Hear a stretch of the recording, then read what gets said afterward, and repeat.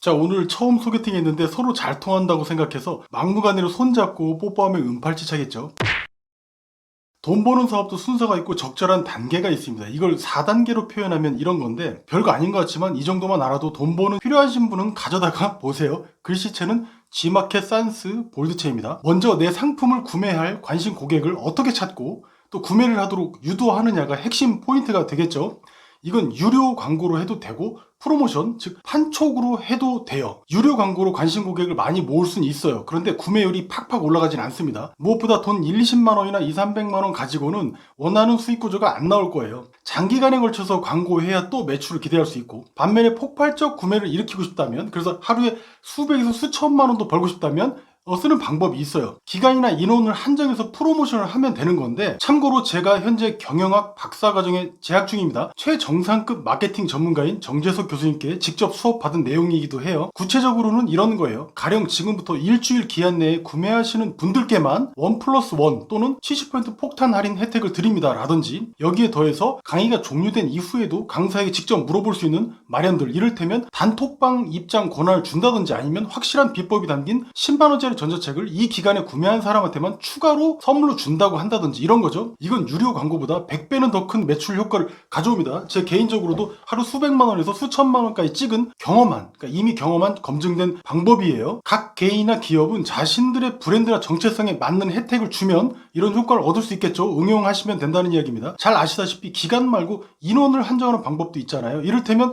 20명 한정 인원에게만 이런 특별한 혜택을 준다고 할 수도 있겠죠. 핵심은 제한입니다. 제한. 다만 이런 프로모션을 남발하면 BMW나 아우디처럼 할인할 때 사지 뭐 라는 어떤 벤츠 대비해서 다소 저렴한 이미지도 심어줄 수 있으니까 그건 주의해야 되겠죠. 그럼 이 프로모션은 어디서 하면 되나요? 유료 광고 채널인 네이버, 파워링크 같은 누가 봐도 광고 채널에서는 먹히지 않아요. 상대방과 인간적 관계를 맺은 온라인 채널, 즉 블로그나 카페 또는 유튜브 같은 개인 채널에서 설명해 줘야지 폭발적인 효과가 나오는 겁니다. 그 밑에 관계 맺기인데, 일반적으로 내 팬이나 관심 고객을 모을 때도 개인적 유대감과 친밀감이 쌓이기 쉬운 블로그나 유튜브 같은 개인적인 채널에서 모으는 게 돈 안 들고 유리합니다. 유료 광고를 보고 상대방과 친밀감을 느낀다는 사람은 회사가 참 좋아하는 사람인데 그리 많지는 않아요. 이런 분들은 사업을 시작하는 개인이라면 블로그나 유튜브 같은 개인 채널에서 활동하면서 고객 여정 다단계 전략을 세우고 목표를 달성하는 게 일반적인 루트입니다. 그러니까 관심 고객을 모으는 것부터 사업의 지속성까지 전부 자신의 메인 채널 단 한 개로 해결하는 거예요. 그래서 신사임당이나 글천개인가? 아무튼 잘생기고 유명한 그런 유튜버 분들이 있잖아요. 이런 사람들이 자신의 퍼스널 브랜딩과 사업적 성과까지 유튜브 채널 단 한 개로 전부 만들어내는 이유이기도 한 거예요. 그럼 자신의 개인 채널이 잘 가고 있는지 아니면 망해가고 있는지는 어떻게 알 수 있을까? 그때그때 내 기분? 아니죠. 기본적으로 블로그나 유튜브 같은 채널들은 조회수와 구독수, 체르시간 같은 통계를 제공해주고 있죠. 유튜브를 예로 들면 오늘 올린 영상이 내 구독자분들께서 좋아하는 영상인지 아니면 싫어하는 영상인지 쉽게 알 수 있잖아요. 가령 이번 영상은 전에 없이 조회수와 클릭률이 저조하다든지 구독자 수가 빠진다든지, 기존에 영상 올리면 댓글이 몇십 개는 됐었는데 2개밖에 안 달린다든지, 그리고 좋아요보다 싫어요가 많이 박힌다든지, 이러면 빨간불 켜진 거예요. 갑자기 싫어요가 많이 달렸는데 이건 음모야, 누군가 나의 성장과 성공을 시기하고 방해하는 세력들이 붙은 거야 라고 생각하지 마세요. 예전에 인기 있었던 영상 컨셉과 주제로 만드셔야 한다는 시장의 경고입니다. 여기서 시장은 성남시장이 아니라 마켓, 소비자를 의미하는 그 시장이에요. 그런데 이 대목에서 사람들이 좋아하는 아이템은 그럼 대체 뭐야? 라고 궁금증이 생기는 분들이 계실 거예요. 이것도 간단하게 알 수 있는 표를 가져왔습니다. 이 표를 가지고 유튜브 영상을 만드시든 아니면 돈 되는 사업 아이템을 만드시든 강의 아이템을 만드시든 자유롭게 활용하시면 되겠죠. 예를 들어서 내가 지금 만든 아이템이 상대방의 수입을 높여주는 거다라고 하면 그 표에서 상대방을 기능적 욕구에서 만족시켜주고 있는 그런 아이템인 거예요. 그리고 현재 판매하는 아이템을 보다 비싸게 팔고 싶어. 그러면 이 요소들 중에서 한두 개를 더 추가하셔서 만드시면 돼요. 새로운 아이템을 만드신다면 이 요소들 몇 개를 넣어서 조합해서 만드시면 되겠죠. 왜? 이 표에 나와 있는 내용들은 사람들이 실제로 원하는 욕구들을 담은 거거든. 이 표를 보면서 내가 어떤 아이템을 제공하고 있는지, 어떤 글과 영상을 만들고 있는지를 알 수도 있어요. 이 표를 보고 계속 생각하고 고민해보면 상대방이 사랑하는 아이템과 컨텐츠도 아주 쉽게 만들어낼 수 있겠죠. 참고로 이 표는 제가 만든 게 아니고 세계 3대 경영 컨설팅 기업 중에 하나인 베인 앤 컴퍼니에서 만들었는데, 보통 이런 표 하나 만드는데 들어가는 비용이 어마어마해요. 왜냐하면 실증 연구를 바탕으로 만드는 거니까. 국내에서 제공하는 하버드 비즈니스 리뷰라는 곳에서 한 표를 제가 가져온 거예요. 참고로 한 달에 15,000원 정도 내시면 하버드 비즈니스 리뷰 같은 특급 저널들을 거의 제한 없이 보시고 유식해질 수 있어요. 자, 표를 볼게요. 인간 욕구와 심리 하면은 매슬로의 욕구 5단계 이론이 떠오르실 거예요.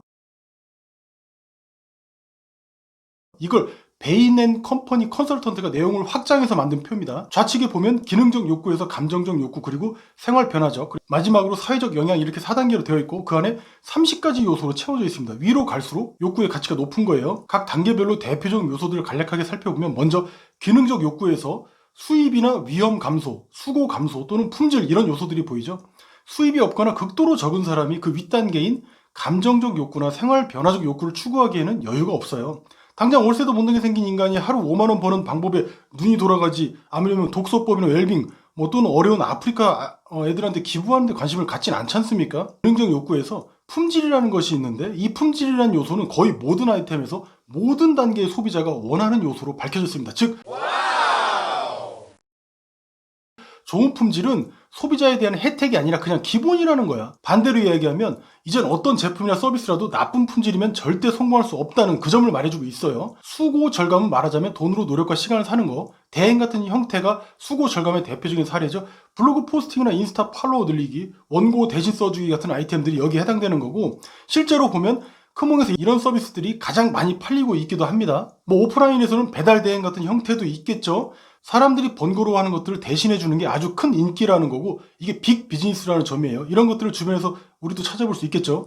기능적 욕구를 지나서 감정적 욕구로 올라가 보면 불안 감소나 치유적 가치, 나에 대한 보상, 디자인, 신미 같은 것들이 보입니다. 먹고 사는 것 이상의 욕구죠. 스마트폰 하면 어떻습니까? 접근성, 디자인, 신미, 그리고 재미와 엔터테인먼트라는 특성들을 가지고 있죠. 특히 아이폰은 최고의 보안성을 자랑한다는 측면에서 불안 감소에서 아주 높은 점수를 받습니다.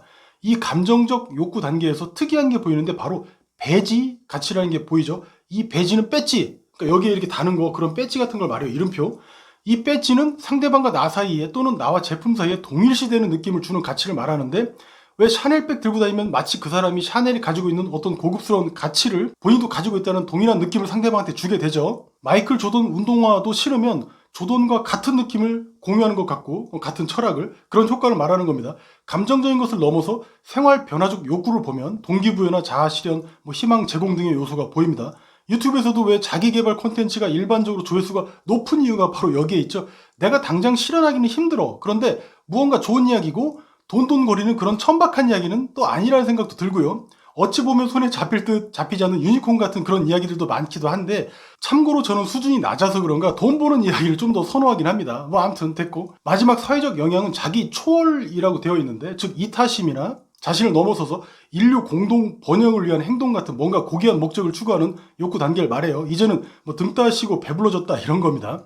돈 많이 벌면 사실 많이 써야 돼. 그래야 세금도 적게 내잖아요. 기부도 하면 그만큼 감면을 받아요. 사회적 평판도 좋아지고요.